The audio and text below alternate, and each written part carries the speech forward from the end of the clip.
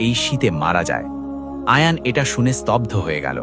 সে ভাবতেও পারেনি যে কোনো মানুষ শুধু নিজের জেদের খাতিরে এত পাষাণ হতে পারে। সে আরেকবার মিনতি করে বলল, আমাকে শুধু এতটুকু সময় দাও যাতে আমি আমার বাবার জন্য কোনো জায়গা খুঁজতে পারি। কিন্তু হারিস তার কথা না শুনেই হাতের ইশারায় তার 2 লোককে হুকুম দিল, সবকিছু বাইরে ফেলে দাও, এক্ষুনি। ওই 2 জন লোক ভেতরে ঢুকে গেল আর বাড়ির জিনিসপত্র বাইরে বের করতে লাগলো। ঝুড়ি, বাসন, মাটির কলসি, কিছু মাটিতে পড়ল, কিছু ভেঙে গেল। আয়ান চিৎকার করতে থাকল, করো না, খোদার দোহাই করো না। কিন্তু কেউ তার একটা কথাও শুনল না। এই সময়ে বৃদ্ধ আব্দুল্লাহ বাইরে বসে এসব দেখছিল। সে চুপ ছিল, ভাঙা শীতে কাঁপতে থাকা অবস্থায় নিজের হাত হাঁটুর উপর রেখে মাটির দিকে তাকিয়েছিল। তার চোখে পানি ছিল, কিন্তু মুখে কোনো শব্দ ছিল না। তাকে কাশতে আর বিষণ্ণ দেখাচ্ছিল। তখন আয়ান তার কাছে গেল আর দৃঢ় সংকল্প নিয়ে বলল, আব্বা, চিন্তা করবেন না, আমি কোনো জায়গা খুঁজে নেব। আপনার কোনো কিছুর চিন্তা করার দরকার নেই। আমি ওদের কাছ থেকে জবাব নেব যারা আমাদের সাথে এই ব্যবহার করেছে। আমি এটা কখনো ভুলব না, তাই দয়া করে চিন্তা করবেন না। সে ওই জিনিসগুলো ওঠালো যা হারিস তাদের বাড়ি থেকে বাইরে ফেলেছিল। সে কিছু দরকারি জিনিস যা খাওয়া দাওয়া আর জীবন কাটানোর জন্য প্রয়োজন ছিল নিজের সাথে নিয়ে নিল আর সেখান থেকে রওনা হয়ে গেল। সে মানুষের কাছে রাতের জন্য কোনো জায়গা চাওয়ার জন্য প্রতিটা বাড়িতে গেল, কিন্তু কেউ তাকে আশ্রয় দেওয়ার সাহস করল না। সবাই জানত যে আয়ান হারিস বিন নোমানের সাথে মোকাবিলা করেছিল, আর গ্রামের লোকেরা এই শক্তিশালী আর জালেম ব্যবসায়ীকে ভয় পেত। তাই কেউ তাকে জায়গা দেওয়ার সাহস করল না, আর প্রতিটা বাড়ির দরজা তার সামনে বন্ধ হয়ে গেল। সে কোথাও আশ্রয় পেল না।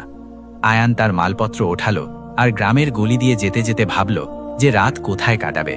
অবশেষে সে গ্রামের প্রান্তে পৌঁছল, যেখানে খোলা মাঠ আর কিছু ছোট কুঁড়ে ঘর ছিল।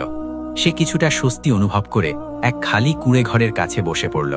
তার বাবার চিন্তা করতে করতে সে ছোট এক আগুনের চারপাশে মালপত্র রাখল আর খাওয়ার জন্য কিছু রুটি বের করল। তার বাবার চোখে পানি ছিল আর হাত দোয়ার জন্য তোলা ছিল। আল্লাহর কাছে দোয়া করছিলেন যেন এই পরীক্ষা শেষ হয়ে যায়। আয়ানও মনে মনে বসে দোয়া করছিল। পুরো রাত আয়ান আর তার বাবা ঠান্ডার কারণে ঘুমাতে পারল না। পরদিন আয়ান তার বাবার সাথে রাত কাটানোর পর সকালে বেরিয়ে পড়ল যাতে খাবারের ব্যবস্থা করতে পারে আর পরের রাত কাটানোর জন্য কোনো জায়গা খুঁজতে পারে। সে গ্রামের গলি দিয়ে যেতে যেতে অবাক হলো যে গ্রামের লোকেরা তাকে বিষণ্ণ আর অবাক দৃষ্টিতে দেখছে। কিছু লোক ভয় পাওয়া মনে হচ্ছিল আর কিছুর চোখে বিস্ময় ছিল। আয়ান নিজেও অবাক হলো যে আসলে এই লোকেরা আমাকে এভাবে দেখছে কেন। তারপর সে ওই ছোট ক্ষেতের দিকে গেল যেখানে সে আর তার বাবা কাজ করত, যেখানে তারা সময় আর পরিশ্রম দিয়ে গম আর সবজি ফলিয়েছিল। কিন্তু যখন আয়ান সেখানে পৌঁছল তখন তার চোখের সামনে এক ভয়ানক দৃশ্য ছিল। হারিস বিন নোমান শুধু তাদের কাজই নষ্ট করেনি, বরং ক্ষেতের সব গাছপালাও উপড়ে ফেলেছিল। আয়ান হতভম্ব হয়ে গিয়ে চিৎকার করল, এটা কে করেছে? এসব কে করেছে? কিছু গ্রামবাসী কাছে এলো আর বলল, বাবা, গিয়ে ওই অহংকারী ব্যবসায়ীর কাছে ক্ষমা চাও। ও এসব তোমার সাথে করেছে, আরও কখনো থামবে না যতক্ষণ না তুমি ওর কাছে ক্ষমা চাইবে। আমরা তোমাকে এভাবে দেখতে পারছি না। আমরা জানি যে তুমি ভালো, কিন্তু আমরা এই দৃশ্য সহ্য করতে পারছি না। তাই যাও আর ক্ষমা চাও। আয়ান মনে মনে ভাবল আর বুঝে নিল যে যদি সে একা হতো তাহলে কখনো ওই অহংকারী ব্যবসায়ীর সামনে মাথা নত করত না। কিন্তু তার বাবার কারণে সে এসব সহ্য করছিল। বাবা বৃদ্ধ ছিল, অসুস্থ ছিল, আর ওই শীতে তার জন্য একটা ছাদ থাকা জরুরি ছিল। সে নিজেকে বলল, আমি শুধু আমার বাবার খাতিরে গিয়ে ক্ষমা চেয়ে নেব, হয়তো ও আমাদের থাকার জন্য কোনো জায়গা দিয়ে দেবে। এটা ভেবে আয়ান সিদ্ধান্ত নিল যে আগে নিজের বাবার জন্য কিছু খাবারের ব্যবস্থা করবে, তারপর ওকে জানাবে যে সে হারিসের কাছে যাচ্ছে। কিন্তু যখন সে ফিরে এই কুঁড়ে ঘরের দিকে ফিরল যেখানে সে রাত কাটিয়েছিল, তখন তার জীবনের সবচেয়ে বড় আঘাত তার অপেক্ষায় ছিল। সে দেখল যে তার বাবা নিথর হয়ে মাটিতে শুয়ে আছে। আয়ান ঘাবড়ে গিয়ে তার কাছে দৌড়ে গেল আর ডাকল, আব্বা, আব্বা, কিন্তু কোনো উত্তর এলো না। সে বাবার হাত ধরল, তার মুখের দিকে তাকালো, কিন্তু তা ঠান্ডা হয়ে গিয়েছিল। এই মুহূর্তে আয়ান বুঝে গেল যে তার বাবা চিরতরের জন্য তাকে ছেড়ে চলে গেছে। আয়ান ভেঙে পড়ে মাটিতে বসে পড়ল। তার কান্না কুঁড়েঘরে প্রতিধ্বনিত হতে লাগল। চোখের পানির মাঝখানে সে বলল, এখন আমি কখনো ওই জালেমের সামনে ক্ষমা চাইব না, কখনো না। তারপর সে আকাশের দিকে তাকালো, কাঁপতে থাকা হাত তুলল আর কাঁদতে কাঁদতে বলল, হে আল্লাহ, এখন আমার কাছে কিছুই বাকি নেই, না ঘর, না বাবা, না শক্তি। আমি এর বিরুদ্ধে কিছুই করতে পারবো না, কিন্তু আপনি সবকিছু করতে পারেন। আপনি এর চেয়ে বেশি শক্তিশালী। হে আল্লাহ, আপনি আমার প্রতিশোধ নিন, আপনিই আমার সাহারা হন। এই মুহূর্তে আয়ানের চোখের পানিতে শুধু দুঃখ ছিল না, বরং এমন এক দোয়া ছিল যা আরশ পর্যন্ত পৌঁছানোর ছিল। আয়ান বুঝে গিয়েছিল যে এখন ওই শহরে আর ওই গ্রামে তার কেউ রইল না, এখানে থাকার তার কোনো কারণ বাকি ছিল না। সে সবকিছু আল্লাহর ওপর ছেড়ে দিল আর ওই গ্রাম ছেড়ে অনেক দূরে চলে গেল। আর ওই জালেম ব্যবসায়ী যথারীতি তার জুলুম আর অহংকারের সাথে নিজের কাজে ব্যস্ত রইল। কিন্তু আয়ানের দোয়া আল্লাহ কবুল করে নিয়েছিলেন। এখন সময় এসে গিয়েছিল যে আল্লাহ নিজেই ওই জালেম ব্যবসায়ীর কাছ থেকে প্রতিশোধ নেবেন। আয়ানের গ্রাম ছাড়ার এখনো 1 মাসও পূর্ণ হয়নি যে ওই ব্যবসায়ীকে তার সবচেয়ে বিশ্বস্ত চাকর ধোঁকা দিয়ে দিল। সে তার সব মাল আর সম্পদ নিয়ে উধাও হয়ে গেল। হারিস রেগে আগুন হয়ে গেল। রাগের মাথায় সে ওই চাকরের বাড়িতে আগুন লাগিয়ে দিল। গ্রামের লোকেরা আগেই তার জুলুমে অতিষ্ঠ হয়ে গিয়েছিল। সবাই মিলে কাজীর কাছে নালিশ করল। কাজী সাক্ষীদের কথা শোনার পর হারিসকে গ্রেপ্তার করার হুকুম দিয়ে দিল। হারিসের অহংকার দিন দিন বাড়ছিল।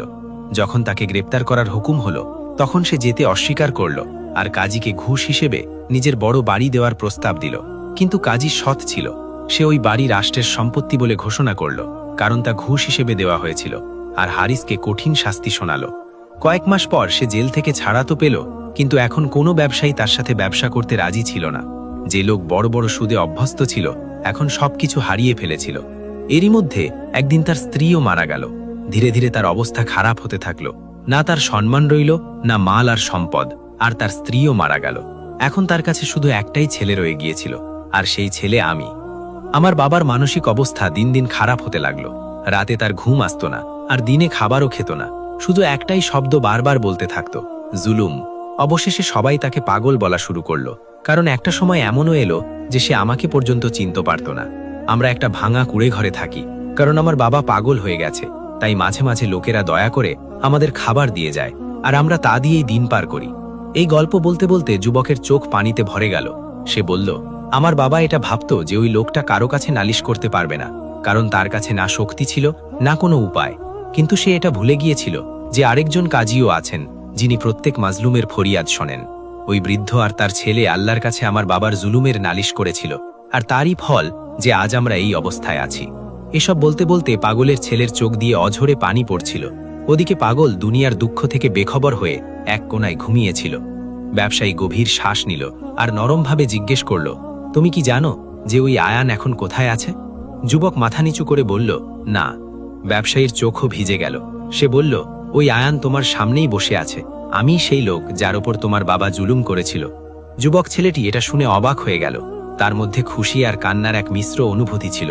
তার চোখ দিয়ে পানি পড়ছিল, আর কাঁদতে কাঁদতে ব্যবসায়ীকে বলল, চাচা, আমি আল্লাহর কাছে দোয়া করেছিলাম যে যদি আমি কখনো আয়ানের দেখা পাই তবে নিজের বাবার পক্ষ থেকে তার কাছে ক্ষমা চাইব। দয়া করে আমার বাবাকে মাফ করে দিন।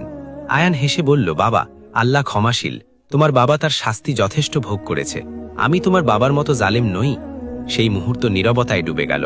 তারপর ব্যবসায়ী বলল, আমি তোমার বাবার চিকিৎসা বড় ডাক্তার দিয়ে করাবো। তোমাকে থাকার জন্য জায়গা দেব, আর তোমাকে একটা ভালো কাজও দেব, কারণ তোমাকে তোমার বাবার শাস্তি ভোগ করতে হবে না। এতে তোমার কোনো দোষ নেই। তোমার বাবা নিজের পাপের শাস্তি সময় নিজেই দেখে নিয়েছে। এটা আল্লাহর বিচার ছিল। বন্ধুরা, এই গল্পে আমার উদ্দেশ্য এটা দেখানোর ছিল যে কখনো কাউকে বাধ্য করবেন না যেন সে আপনার বিরুদ্ধে আল্লাহর কাছে নালিশ করে, কারণ যখন কেউ আল্লাহর কাছে আপনার নালিশ করে তখন আল্লাহ সবচেয়ে বড় বিচারক। আর বুঝে নিন যে এই মুহূর্ত থেকেই আপনার আসল লড়াই আর পরীক্ষা শুরু হয়ে গেছে। জুলুমের পরিণাম সবসময় খারাপ হয়, আর অবশেষে বিচার হয়। এই গল্প থেকে শিক্ষা পাওয়া যায় যে জুলুমকারী কখনো সুখী থাকে না। ধৈর্য আর ঈমান রাখা ব্যক্তি অবশেষে সফল হয়। বিচার আর সত্যের শক্তি সম্পদ আর ক্ষমতার চেয়ে বেশি শক্তিশালী। তো যদি আপনাদের এই গল্প পছন্দ হয়ে থাকে তাহলে লাইক করবেন, সাবস্ক্রাইব করবেন, আর কমেন্টে জানান আপনারা কোথা থেকে আমাদেরকে দেখছেন। আপনাদের সমর্থন আমাদের জন্য গুরুত্বপূর্ণ।